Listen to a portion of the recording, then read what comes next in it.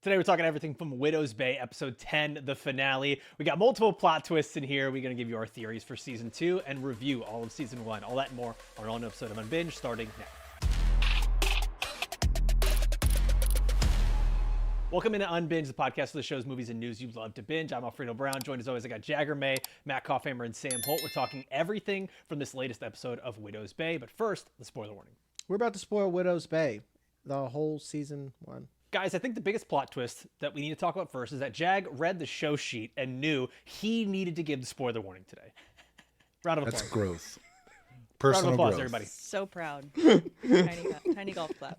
I zoned out, actually, and I'm like, fuck, it's me. Jag did the Will Ferrell in Old School where he just answers everything correctly and then he comes back just out of nowhere. I saw the eyes move and I was like, does he know it's him? Yes, he does. There it goes. Maybe he knows it's him. Guys, let's start this off. Sam, I'm going to throw it to you first. Did this finale live up to your expectations? It exceeded them. I was so happy with this finale. I mean, we've talked about this show and this consistent level of review all season long, how every episode, not only does it answer questions, but it gives you new ones, but not in a frustrating way, in a way that keeps you well fed throughout the season. Much like whatever the deity or god or whatever it is on this island needs to be fed, we feel like a fed audience from how balanced and well-paced this show is. Yeah. Koff, what about you? I want 8 more seasons, just like the bell. That's what the bell means. It's a new season. Every ring is a season. 8 seasons in a movie. You know what? They did that really well in this episode where they set this up where they expanded on everything. They brought in more characters. They expanded on the lore. They gave us an avenue where we could be looking at 3 or 4 seasons of this show. Easily. Yeah. Usually once you get past 6 seasons of any show, it gets pretty bad. So don't give me 8. But I will take 6 in a movie. Yeah, I'm with Sam that this does everything. And I love that we were like right, but we weren't right. It led us down to where a path that made sense, but I felt like I was tricked in a good and healthy way every step.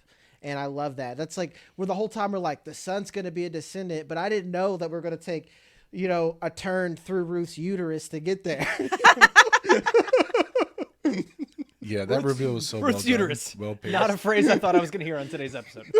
Hey, apparently everybody on the island made a pass at her, so. Ooh. Even the She was priest. back in the day, man. That picture. And the nun. And the nun. She Yeah. did too. Yeah.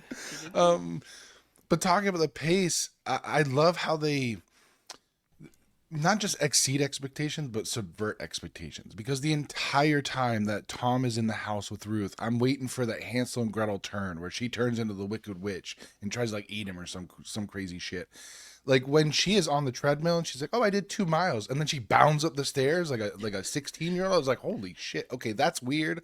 That's got to be something." And then the whole time, the show is playing with, at least in my mind, that tension where it's like, okay, when's the turn going to come? And it turns out Ruth is just a lovely old lady who is such a kind person that killing her would be a detriment to the island despite the curse.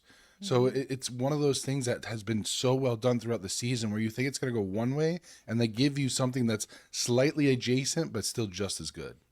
Exactly. The subverting expectations thing is big because that's how I felt watching this, was they kind of just kept expanding everywhere they could, but I wasn't upset when they subverted expectations. I think that's the proper thing. Like, it's not, yes, it's a twist, but it was less of a twist because we saw it coming. I think where they subverted expectations is exactly what you were saying, Koff, is I was sitting there watching Tom in Ruth's house, and there's nothing creepier in horror than an old lady that can be creepy. Like, I just kept having flashbacks to that scene in It Chapter 2 where Beverly goes With back Mrs. to the house and Mrs. Kirsch is there, and she's like, she seems like this sweet old lady, but something's kind of off. And it was the same thing here. We're like, Ruth is a sweet old lady, but something's kind of off. Like, she's talking about everyone wanted to bang her, and she's in incredible shape. And then Pull-out method doesn't work. Your pull-out method doesn't work. Hilarious. Koff, can you tell us? Does it? It's worked for me so far. 5 stars. Koff, good for you, man. Jack. Oh, that's two 5-star reviews, guys. 2 thumbs way up. I think So No we're just gonna push past it. I did that to myself. Move past it. Move past it. I think where like I actually started to get even more suspicious was when she's like, "Well, this tea takes 27 minutes to steep." I was like, "Tom, you're fucked, my friend. This is not going to go well for you." 3 minutes. 3 I'm minutes. not going to waste herbs. Tom, we're not wasting ours. I think. And yeah, go. no, you go, dude. No, what I was going to say is like in that scene, and the reason I think the Ruth scene is actually so incredibly important is because I think it's a good microcosm of what this show is. It allowed us to feel fear, to laugh, to be sad, to be happy, and to even, like, out of all things, is have existential questions about, like, why we're here, who we are, morality, the runaway trolley, everything. And then meanwhile, we still got lore expansion. We still got, like, added characters to all of this, and we get a plot twist in everything. It is one of the most impressive and well-written scenes from this entire season, and I think if you come out of this episode and you say I was disappointed by the finale, I don't know, man. Like maybe this is gonna sound really mean. Maybe good TV is just not for you. Like just turn the brain off a little bit and watch the trash TV. I guess. Yeah, dude. That takes a lot for me to 'cause- say because I'm really like let everybody watch what they want to watch. And me and Alfredo, I feel like we come in from like two different angles, and we're on the same. I was like, buddy, if you didn't like this, I don't know what to tell you. I watch everything. And this is really Yeah. good, you know. Love Island's popping and- right now. Exactly. One thing I always say, it's a good show, Sam. Calm down. I don't like One reality thing TV. that you'll hear me say is tight writing. And the things that made this that we're talking about great, as far as the plot, subverting expectations, the little things is what make this, like, in my opinion, a 5-star dish. Every question that we had and brought up through this journey, and you guys could check us in the comments as well, I felt like it's been answered the whole time. And I felt guilty about Ruth. I'm like, how could I ever think this old lady's out there doing some suspect All three shit? of you, She's- all three of you wanted to kill her last episode. Yeah, We thought dude. I was going to turn into a scary old lady. To be fair, Yeah. I did think she was going to turn into something scary, and then I was like, well, then you'd have to kill her, and it'd be a lot easier. Did not expect that. Yeah, we would have been Bashir. I straight up would have been like, clack, clack, you know, just loaded. So I would have gone in thinking like Bashir, but as soon as she starts talking and starts saying some weird shit about the island's history, like, hey, the what'd she say? The work crew that came in for the trolley, they all disappeared. Her daddy got eaten by something in the lake. Like she mentioned like 3 or 4 things that are weird as hell. And as soon as she says the one thing, if I'm Tom, I'm going, holy shit, I have completely overlooked a source of information that's been in front of me this entire time. She is 84 years old. She's seen some shit on this island. Maybe I should Knows pump everybody. her for... Yeah, maybe I should pump her for some answers before I kill her. Because I still would have gone through with it. Because until I find out that Evan is her secret grandchild, and then I'm like, oh God, now what? Because one thing I had a problem with was her answer to the trolley problem. Because it's a pacifist answer, but there is still a moral quandary. Because even if you don't pull the lever and you're like, I didn't do anything, therefore I'm not responsible for any of this. By not making a choice, you're making a choice. So all those people still gonna die. If you can, through your actions, change that course of action and make it so only one person or a lesser amount will die, you have a moral obligation to do so. That's how I feel This about is the why I trolley would- problem. This is why I always like Tom's, or like not necessarily Tom exactly, but sometimes you got to have people who are okay doing something dark to make these decisions.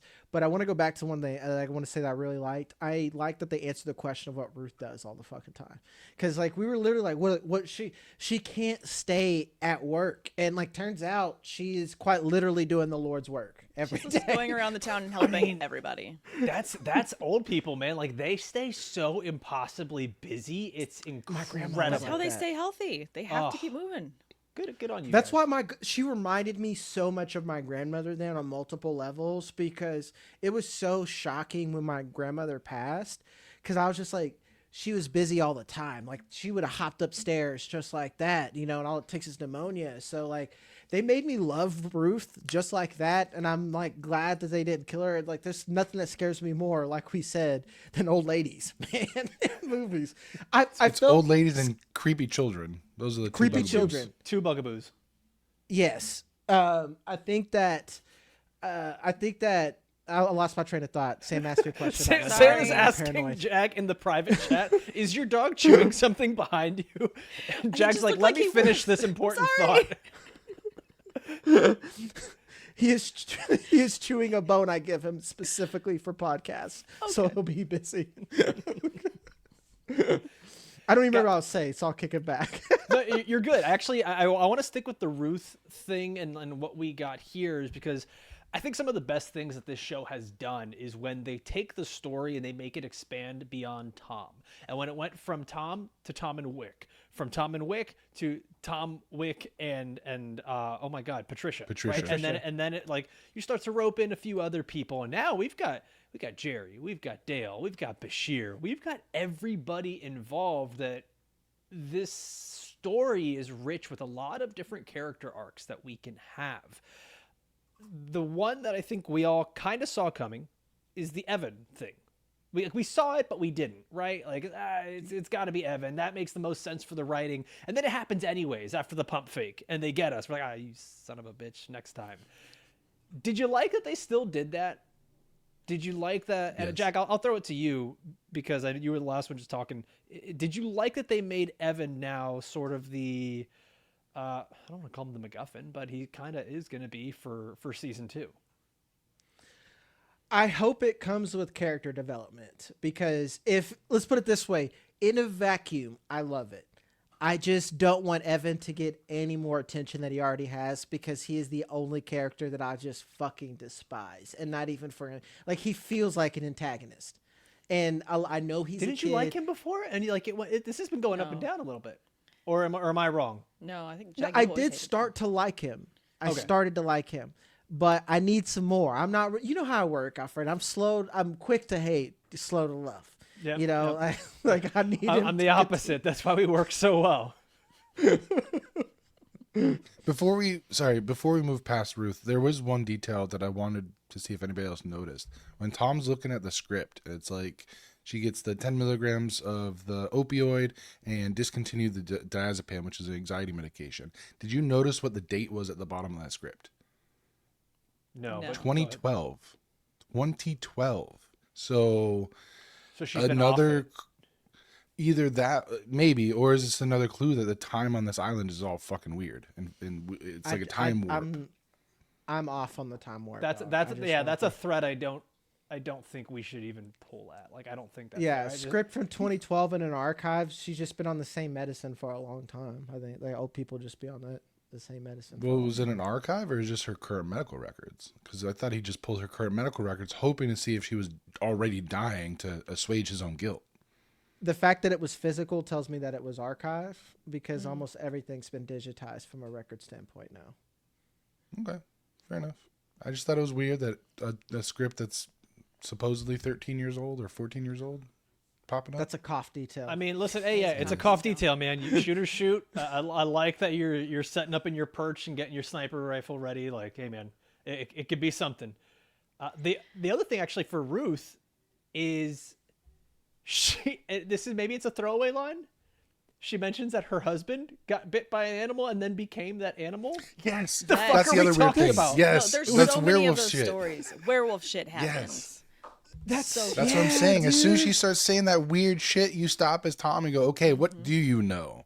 Like, That's the give cough me questions I everything." want. Yes. Like because I'm just like, cause that's what you're talking about. More questions to where it's not like, and I'm not going to mention other shows that don't clean up plot lines. It's not dangling another carrot as a distraction. It is giving me something that is gnawing on the back of my head, and they can use it later to be a plot line or not. But I guess that's what I'm saying is like there's just so much that I want more, and I don't feel like I'm getting cheated with a gimmick. Does that make sense? Because like again, what fucking animal did he turn into? Was it a bat? I'm thinking werewolf. We've seen everything else around here. You know, werewolf. It'd be funnier if it vampire, was like or a fucking something. badger, like a small She's like creature. a sane woman, right? Is Like, it like, also does anyone potentially think she's just crazy? rabies? And like it's just they don't even Yeah. understand? Because she says he was bit by an animal and turned into an animal. Didn't say what the animal was, so you could argue that he just became a menace. Also, Is he speaking still about alive? writing, I don't think so. But speaking about writing, I love the fact that they brought back the bit that Ruth can't read her own fucking handwriting. Like, it's So been a thing good. since episode 1, where she brings out the stitch. She's like, nope, can't read that, can't read that, can't read that. Yeah, Tennessee Williams.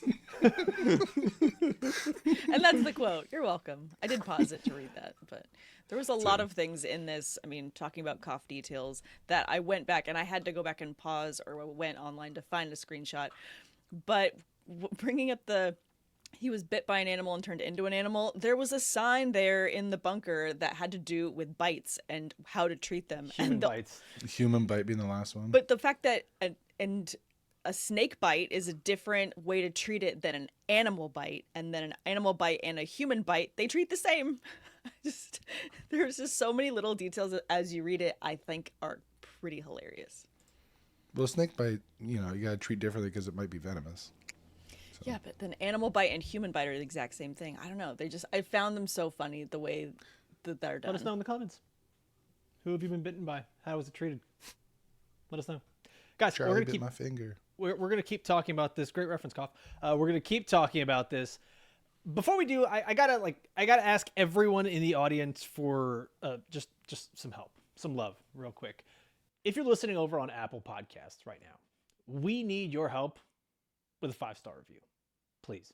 This is a thing that helps us so much as podcasters, as independent creators that have been building this show. Guys, we've had our best month ever for Unbinged over the last 30 days here. It's been phenomenal, whether it's been on YouTube, Apple, Spotify, wherever you guys are getting your podcast. And this is all because of our audience. You guys make this possible. You guys have helped us grow, and we've got a lot of great stuff coming your way. We are going to have all of our episodes are free episodes. On Friday, we've got Cape Fear every single week. Monday, House of the Dragon Season 3 is coming up. And then we've got our premium episodes every week. We just did an episode where we gave our reactions to Disclosure Day. We ranked the best alien movies of all time, which I'm sure everyone will agree with. We got X-Men 97 Season 2 coming up very soon. Supergirl, like so many things that are going to be part of that. And then this is a big thing. We have so many of you here watching, listening that loved Paradise. That was a show we did roughly a month or two ago. Silo Season 3 is coming up here on Apple. And if you liked Paradise, you are going to love Silo. So go and catch up on that over on Apple TV. If you're watching Widow's Bay, you can just flip on over to Silo. It's a great watch. All right, guys. Let's get back into this conversation here. I want to go back to the Evan thing with Tom. Tom and Bashir, at the end of this episode, Bashir asks, who is the last living descendant? Tom obviously doesn't say anything. I think that might be the right decision, right? Like to not say. But then he has not told Evan anything. And that's the question I want to ask you guys is that the right decision to keep him in the dark so that he maybe can't do the wrong thing? Or is this one of those times where he kind of needs to know because with more information, he can make better and more well-informed decisions here? There's also maybe the suspension of belief here. He may not believe his dad and think his dad's crazy. Well, I think that it actually Not would. anymore. No, yeah, I think that it would actually help their relationship because that's been a part of the season as well, is their animosity towards each other, where at least it's perceived from Evan's point of view, like, why do you hate me? Why won't you let me do these things? And it seemed like they were starting to get to a place, of course, when, Tom thought that he was going to be able to leave the island, where they could have, a good father-son moment and kind of repair the relationship a bit. I think if Tom still wants to repair that relationship and actually protect him, he needs to disclose this information to him, because by not telling him, he's doing him a massive disservice. And it's something interesting too that Ruth brought up about Tom, that I think the way that she put it was, he's always been scared of the truth or not willing to admit the truth. And I think that that's something that Tom's going to have to get past in season 2 very quickly in order to help try to save the son. Yeah, the best thing Tom can do at this point is tell Evan the truth as much of it as he knows, because the more information Evan can have, hopefully he can realize how much danger he's in and make some better decisions than following fuck-ass PJ down a fucking tunnel. Like, don't follow that kid anymore. That's going to be his official terrible. name from now on, right? Fuck ass PJ. Fuck-ass PJ, yeah. Fuck SPJ, yeah, Because because like please. he's a bad person. That kid's just a bad person. Oh, yeah. How he Yeah. did everything is just pretty terrible. Pretty shitty. And I think now, after seeing someone get disappeared, he's probably And hearing ready it. to listen. And Tom really bring him in, like Sam said. And I think it will maybe create some maturity if you tell him, I trust you with this information. You wanted me to tell you things. Here's what's going on. Here's your mom's history. Hey, remember Ruth, who you hated so much? Turns out it's your grandma. You know, hey, that's gonna You be some duped shit your that's gonna grandma break with his an Got brain. shot emergency in the ladder. head. Bro, that emergency ladder that joke was amazing. He's so smart. He's so smart. The rope ladder. Love it. Guys, we talked about how this season, Katie Dippold, the creator of the show, has mentioned that season 1 is about denial, and that was something that was brought up a lot here with Tom, and being how Ruth is worried about him being afraid of the truth and not giving the truth to Evan at this point. I'm wondering if season 2, and this was I think a theory we had on a previous episode, or maybe we said this off air, is that this show could be about the 5 stages of grief: denial, anger, bargaining, depression, acceptance. And this could be maybe even written as a 5-season series, which could make sense. Season 2 being about anger would be Yeah. fascinating. Fire. Ruth brings up that you just got to accept these bad things on this island. What if it is that, like, if you're cursed, sorry, playa, no one else should come to this island, and they should treat it as like you're a protector to keep other people out, and that's how kind of the show will end. Has anybody heard about the dead horse theory? Like you're kicking out a dead horse. So it goes back to like an ancient Native American proverb where basically stop wasting your time trying to ride a dead horse, accept it's dead and move on. And so that's what the island represents. It's like, instead of trying to make this the next Martha's Vineyard, accept your situation and move on, deal with it as you have to, but stop trying to force change upon something that cannot change. That's Kicking out almost a dead talked horse. about with the writer that goes there in the first episode. He's yeah, I dig the whole spooky vibe you guys are going for here. It's great, it works. You don't have to try that hard, but it's that could make sense. This was also, I think, the first time too where we see the townspeople actually getting legit angry and panicked, and there is emotion. Normally, you kind of look around and you're like, oh, this is sort of just Northeast Island, Pawnee, Indiana, where everyone's just a little stupid and slow, right? In the way that they like talk and act. And this was the first time where you see everyone legitimately getting mad, freaking out a little bit. And I think this also happens at one of the best line reads of the whole season, where Dale screams that this place is a death trap. What's great That is whole- it comes after that random old guy be like, yeah, we can go weeks without food, but not without water. But not without water. Yeah, that's what I was about to say. That was my favorite one. Just, everyone God, calm fucking damn down. He's like, we go weeks without food. Everyone's like, okay, but not without water. And then they immediately get riled. This show's so good at these just little moments of just Thanks, man. hilarity. Oh, I love it. All the food is moldy. Mine's not.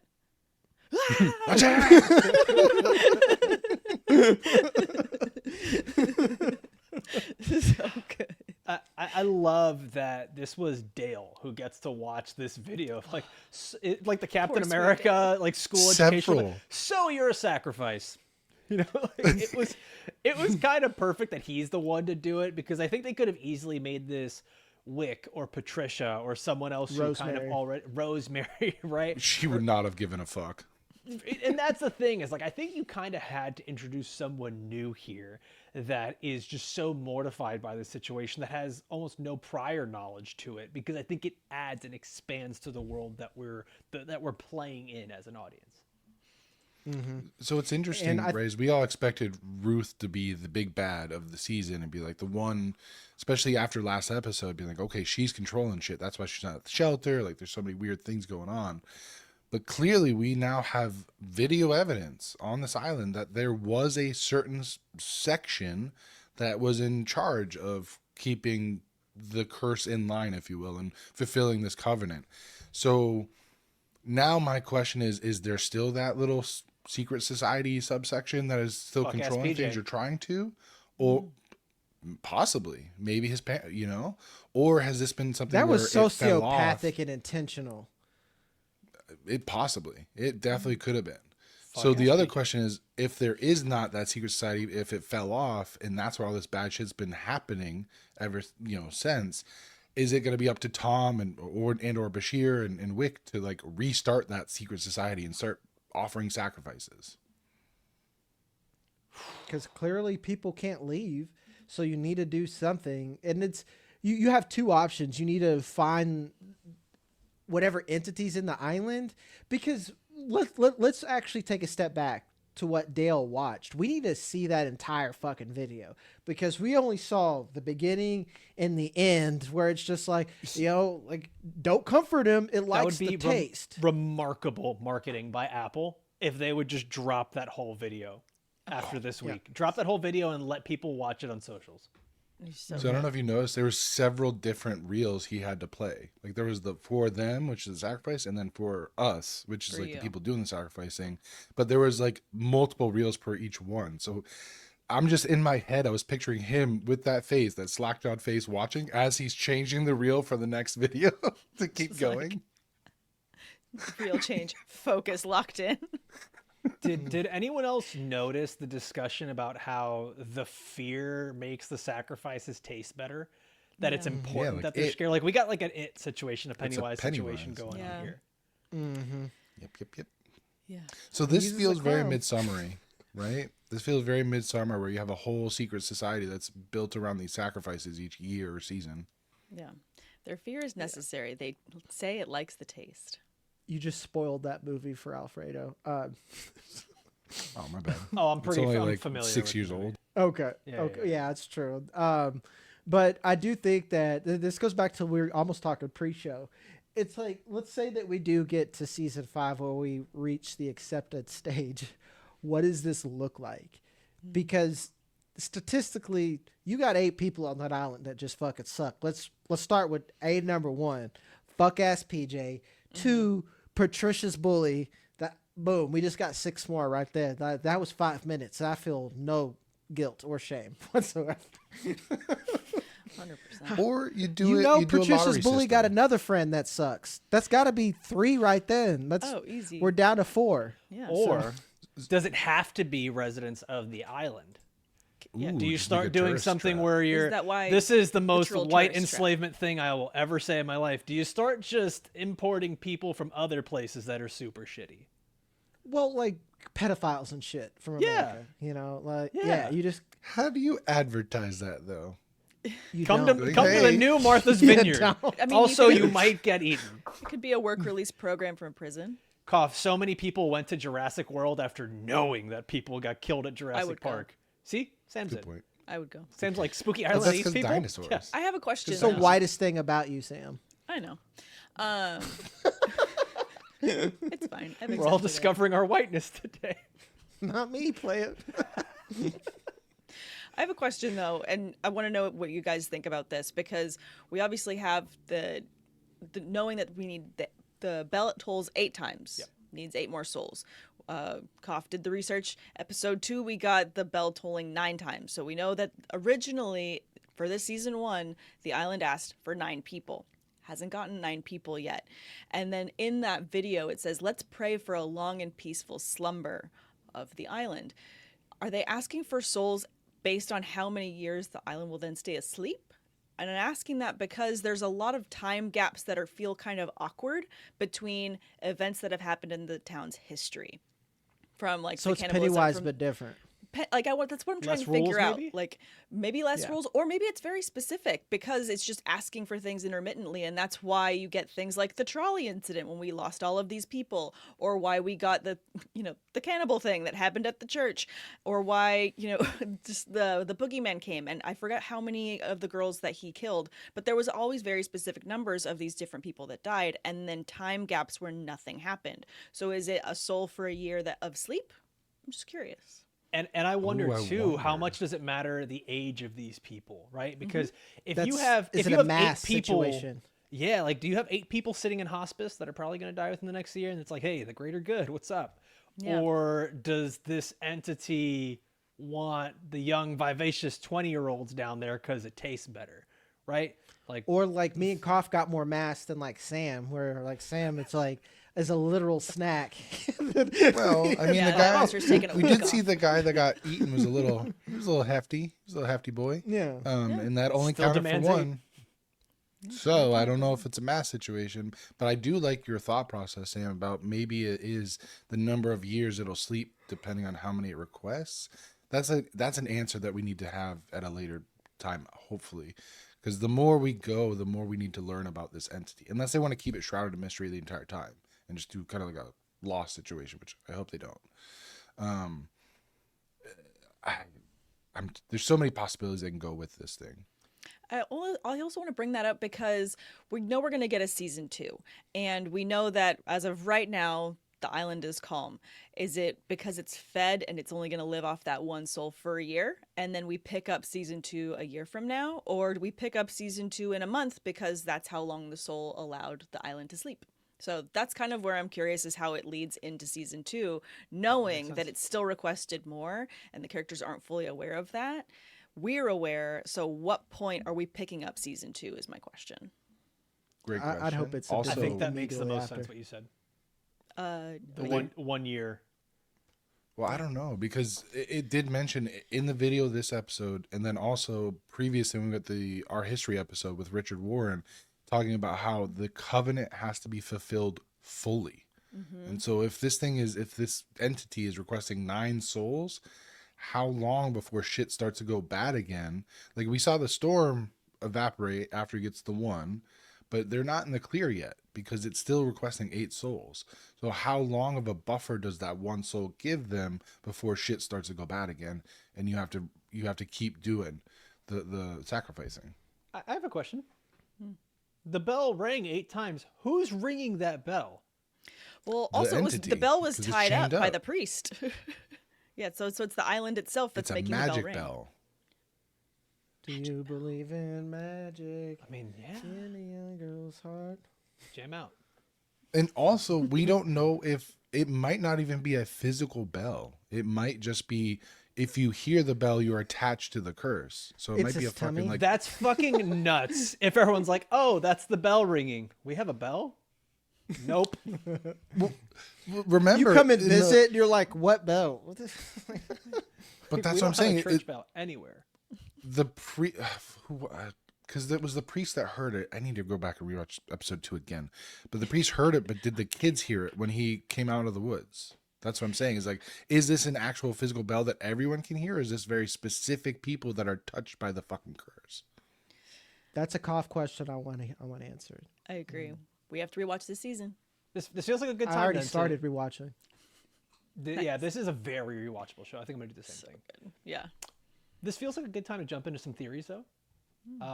One which I said earlier, and I think really works, is that I think PJ may be part of some secret society, or his family is, and he has been raised up this way to put people in harm's way to be sacrifices.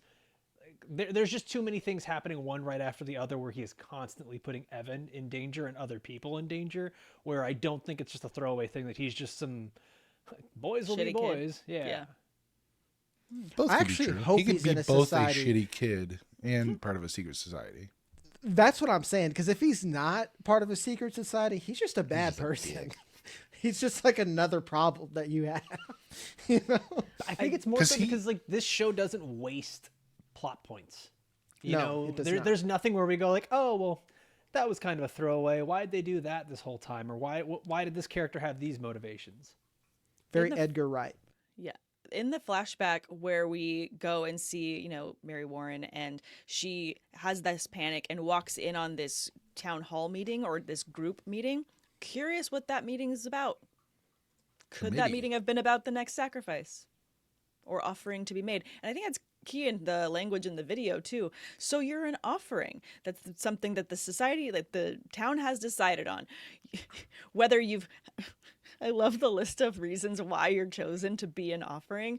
Either you've committed a crime or you have something about you that's wanting. So like, are they just putting ugly people in the offering? Undesirable. Undesirable? Like that's so, like either you're a criminal or we just don't like the look of you.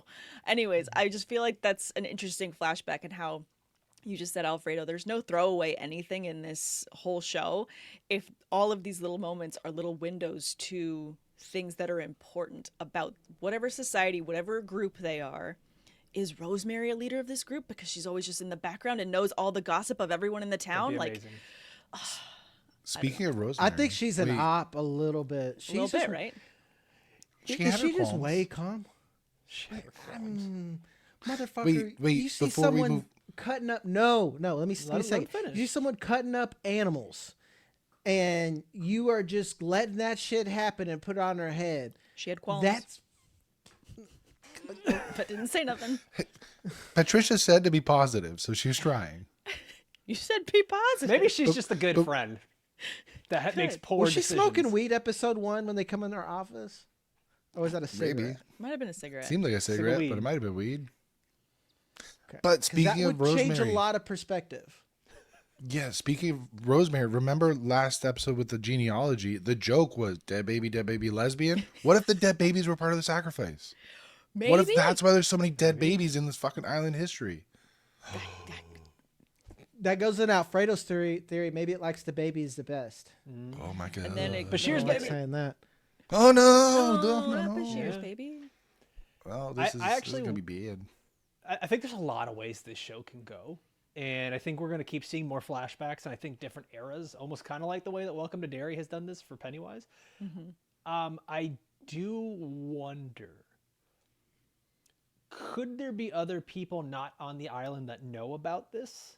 And this secret society expands beyond the island, where they say the only way to keep this curse or this entity or whatever this is at the island is to keep feeding it. Because what happens, like even the human body, if you don't eat enough calories and you just like you start to starve yourself, it's going to eat away at the muscle, right? And like what happens to the island when it doesn't eat? Does it just get angry and go dormant, or does it start to spread further and look for food?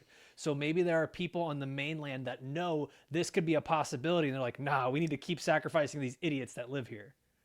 James Remar Damn. comes and's like, I want to make a god out of it. I'm putting together a team. We gotta control the American people. I'm curious then if who would be a part of this society, this group that has further knowledge of the offerings that need to be paid and keep bringing people to the island. Could it be those that work at the ferry that keep bringing people, and then like a lighthouse guy who is again someone that is a harbinger of bringing people to the island? To your point, Alfredo, is there somebody that was originally from this island that now is on the other side that's sending people and that just knows and has no qualms about sending people to the island because it needs to be fed? But if they're from the Let's island, build they a would have died suspect when they list. left the Suspect dead list. list. They're the Well, like- deadline. So there's well, no for way they example- could be born on the island and then get to the mainland without Yeah, dying. but that's why the other people know and they're just sending people over. Well, there's also a small line there where they could have been living on the island for a long period of time but not actually born there. Yeah. Like for example, Tom wasn't born on the island, right? Correct. Tom just lived there for a long time. So what if Because there his are other dad was Toms? from the island. Like there's other Toms, there's other people similar to him. Like what was the previous mayor's, Howard the Coward or whatever they called him? Fucking Scooby Doo character. He made a pass at me too. He made it past too. Yes, he did. Like there could have been a mayor like way back. This can't be like that Tom is the first mayor to be like, you know, we should do something about this island eating people. There may have been someone way back when that started this whole thing, and I think that would make the lore of this island and of this whole story really rich if they do that through flashbacks. What if Howard the Coward is a coward because he wouldn't do sacrifices? And he's the one that yeah. started all Yeah. the nonsense because he was like, no, I can't kill people. I think there is a lot of normal reasons why he would be a coward that isn't actually cowardly at all. Like, Right. I don't know. I saw someone got bit by an animal and it turned into it. Or maybe the sacrifice. And I would just be like, you know what? I'm good. Like, I'm getting I'm good thoughts in my hometown right now where I'm just like, not for me. So if I would move to an island town, the moment I see something even remotely weird, I'm dipping out. I should have left Fort Collins sooner than I did because there's some fuckery there that I saw. There's always fuckery abound. Always fuckery. Powerful As Ruth fuckery says. at work. As Ruth says, that's life. You just got to accept it. That was a little. That's what I was suspicious. When she was just like, way cool. Like terrible things happen, and you just gotta keep on going. I'm like, this lady The fact that likes she's carnage. I think the fact that she's seen so much, I think there's a level of just acceptance of those that have been on the island for so long of like, and just weird shit happens, and they have accepted it. Going back to how this episode's about, or not this episode, this season's about denial, at least Tom's denial that we're seeing a lot of. The rest of the town, or at least majority, seem to have accepted that just crazy shit does happen here, and they just have accepted and moved on. They don't know the reason why. They don't seem to want to know. And maybe the part of season 2 is bringing more people into the fold as to why stuff is so crazy here. I mean, it's kind of like living in Florida and just getting used to hurricanes and poisonous or venomous snakes and alligators and all sorts of crazy shit. And the people. So, yeah. I haven't moved out of Florida, even though I have a laundry list of reasons why I should. So, yeah, I kind of get it. I get why these old people on the island are like, it just is what it is. Sam, you mentioned the bath salts. Jag, do you know that story? Do I? Come on, it was like a national story. Okay, I come across people that don't know it all the time. I live 3 blocks away from got where their it happened. face eaten off. Yeah. What? You live 3 blocks away? Nuts. Guys, with Tom on the seemingly on the run and in hiding with his son, are we getting Mayor Patricia? No one in the town likes her. There's no way that's gonna nobody happen. liked Tom. If she and runs he was the mayor. uncontested, Nobody likes elected she'd be the mayor. officials. Oh my gosh. Yeah, well, I that's could our see thing. I could see Mayor Wick before Mayor Patricia. Yeah. Because I think town Patricia wouldn't crazy want it. guy who does nothing in the office. You just said if he runs unopposed. Uncontested. Yeah. Anybody can be mayor if they run uncontested, just like Tom. Or Or the guy that could runs it be the inn. Bashir? I Bashir don't think steps Bashir away wants- from being. I don't think he wants anything to do with any position of power Too now fucking after late, he's dude. killed Ruth. He's already the sheriff, be and he opposite. shot a woman. Like, if anything, Yeah. he needs to be at the top so that nobody suspects him of anything, and he can have a hands-on approach to whatever's going on with this island. That's some big brain evil right there. Yeah, sometimes. All right. I know. All I know is that he's already in it, and he's to stay at this family. And as you know, the saying, "A family that swims together drowns together." That's where the saying. inaugural swim comes from. Widow's Bay has given us so much. Guys, let's do the thing. Before we actually give our reviews, our scores for this season 1 of Widow's Bay, do you guys think this show is going to be getting some Emmy consideration for maybe Best Comedy? Matthew Rhys, Kato Flynn, who plays Patricia. It better. I hope it gets best comedy. If the bear wins again, what the fuck are we doing? Yeah. It's not a comedy. What is like? There's some funny seconds in the bear. That's what I'm I think saying. that's Is how like far stop comedy's giving. fallen on TV. Yeah, stop giving the award to a drama and give it to an actual comedy like Widow's Bay. To be fair, Widow's Bay started, I would say, 70 or like 60-40 comedy horror. It's about 80 horror Yeah. with some hilarious. Like it's, and I'm. This is not a complaint. This is. No. You guys know me. This is not a complaint whatsoever. I think my hope for the award season for Widow's Bay kind of falls in line with how we saw Weapons kind of clean up at different award shows going through the cycle last. I feel like there is a want for new content and for new material, and I feel like shows like Widow's Bay are the reasons why you go and reward those things come award season. So for me, I'm hoping for best comedy. I'm hoping for some actor noms as well. I mean, Matthew Rhys absolutely deserves a nomination. Kato Flynn, Patricia is just one of the funniest characters that I think I've seen in a long time, that you equally are just like, oh, bless your heart, and then you're just dying laughing because of her physical comedy and her skills just across the screen, from becoming the final girl in that one episode to hosting a haunted party. She absolutely crushed this season. So I'm really hoping there's a lot of awards going around for this one. I think there's a little bit of a renaissance in both film and TV, where we are being more open to good horror, good comedy, putting them together. Obsession, I mean, that's already been the film of the year in so many ways. Widow's Bay feels like it's been the show of the year. Like, this could just be the year for horror comedy. It could. This takes nothing away from the studio. I enjoyed it, but that did really well at award shows. Widow's Bay is just vastly more enjoyable of a show. Like it's when I don't want to spoil it, but like the studio was like great. Let's just get to scoring. I don't. It feels very encapsulated in Hollywood, and if you're like out of that, you're just kind of like, oh, that seems like that was probably a funny joke. This feels a little more accessible. Very accessible. All right, boys and girls, let's do the thing. Let's give our scores for season 1 of Widow's Bay. 1 being the lowest, 10 being the highest. What are we going to rate this season of Widow's Bay? Sam, kick us off. I think that when we talk about our scoring, I don't know. I'm always so positive and so sunny, and this isn't going to be one where I'd go overly nitty gritty. This is a show that had everything for me. We already talked about how much I love the comedy, how much I love the horror. The writing was so balanced. The pacing of the show was so good. If shows like this aren't a 10, I don't know what isn't. So for me, this show is a 10 because I haven't had a show viscerally affect me so many ways where I'm covering my own mouth in my own home because I'm so shocked or scared of what's going to happen. Then I'm bursting out laughing in a way that, like, I'm positive my neighbors can hear me. This show was hilarious and scary, and it had all of the elements of something that I love. So for me, it's a 10. Kopf, what about you, buddy?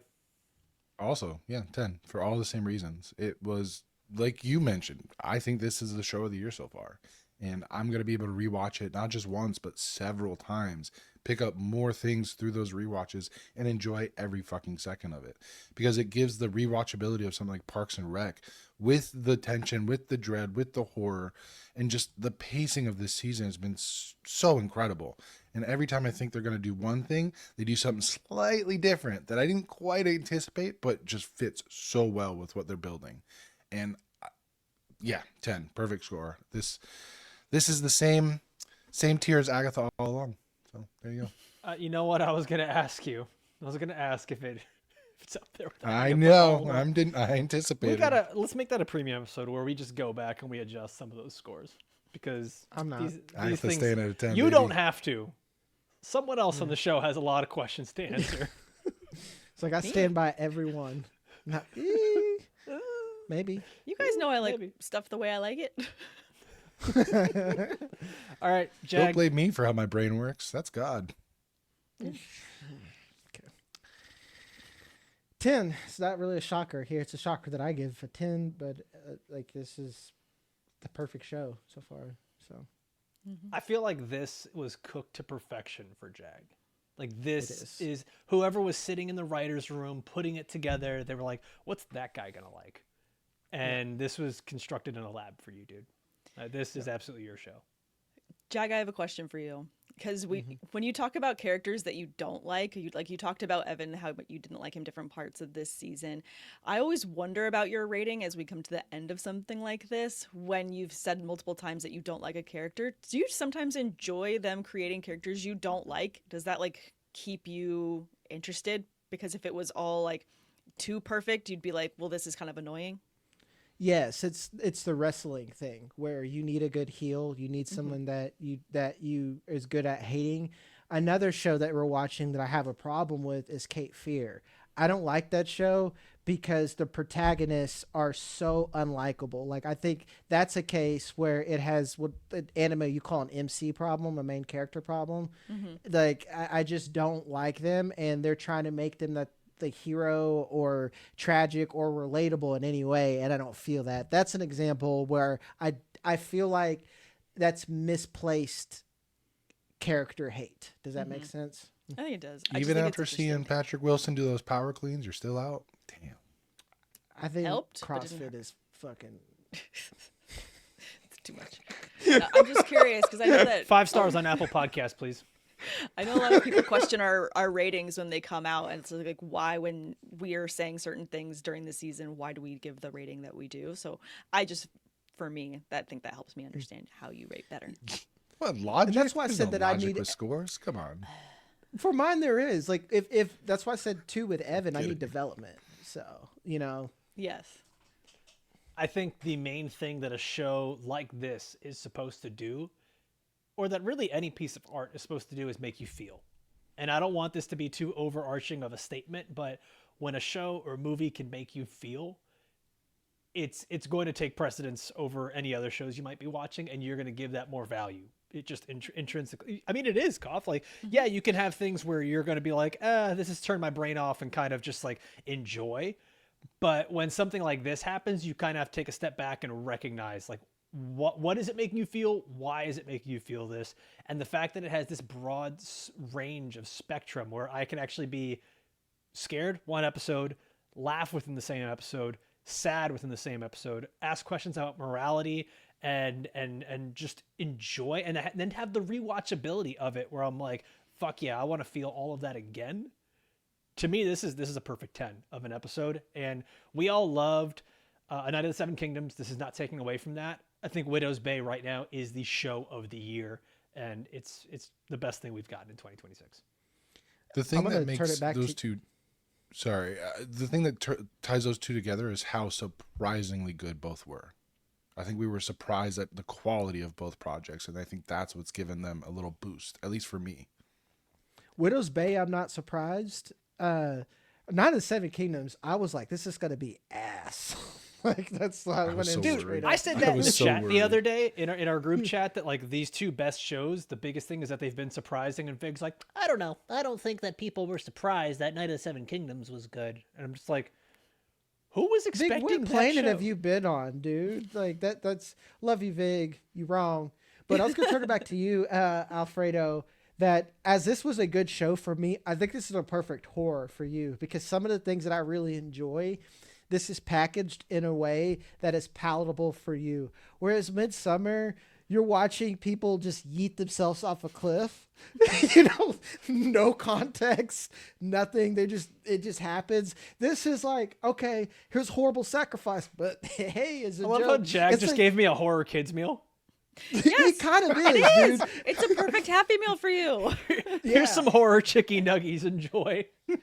Like, Dino Widow's shaped. Bay is the equivalent of saying something horrible and then just tacking LOL at the end of it. Just got to ease that tension a little bit. So good. Oh my God. Well, guys, there you have it. Perfect 10s across the board for Widow's Bay. Like I mentioned, we will be back again on Friday for Cape Fear Fridays. On Monday, we will have House of the Dragon Season 3 that we're going to be getting started over there. And then if you're watching this, it means that you already have Apple TV.